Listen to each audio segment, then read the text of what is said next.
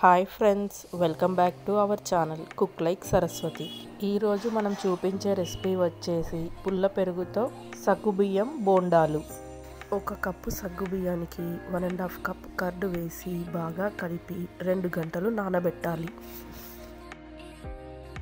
ఇవి చాలా క్రంచీగా ఉంటాయి. ఈ బోండాలు ఎక్కువ ఆయిల్ పీల్చవు.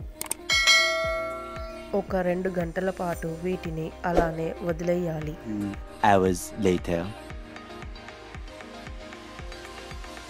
2 గంటల తర్వాత సగ్గుబియ్యం బాగా నానాక 3 స్పూన్ల బియ్యం పిండి, 2 స్పూన్లు మైదా, 1 టేబుల్ స్పూన్ జీరా, టేస్ట్కి తగ్గ సాల్ట్, 1 ఆనియన్, 2 పచ్చిమిర్చి వేసి బాగా కలుపుకోవాలి. కలవకపోతే కొంచెం వాటర్ యాడ్ చేసి కలుపుకోండి. 1 చిన్న అల్లం ముక్క సన్నగా కట్ చేసుకొని వేసుకోవాలి.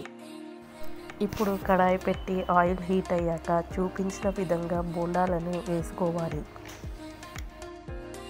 మీడియం ఫ్లేమ్లో పెట్టి వేయించుకోవాలి. ఇవి గోల్డెన్ బ్రౌన్ కలర్ వచ్చే వరకు వేయించుకోవాలి.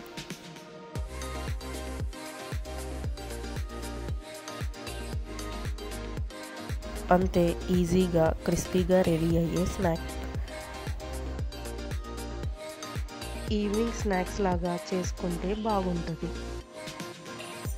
ఇవి టమాటో చట్నీ మరియు అల్లం చట్నీ కాంబినేషన్తో చాలా బాగుంటాయి.